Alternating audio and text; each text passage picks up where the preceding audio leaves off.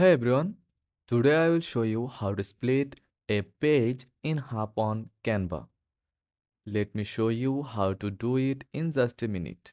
First of all, open Canva and create or select your design.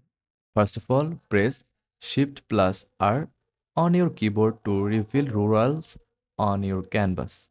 Now, drag a guideline from the top rural or side rural, whichever direction you want to split. Just click and hold on the rural, then pull it onto the canvas.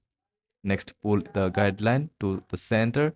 Canvas alignment feature will snap it perfectly is placed. It's as easy as pie. And there you have it. Use is how to add text, images, or designs.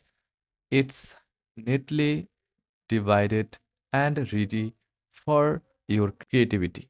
Don't forget to like and subscribe for more Canva tips. Thanks for watching.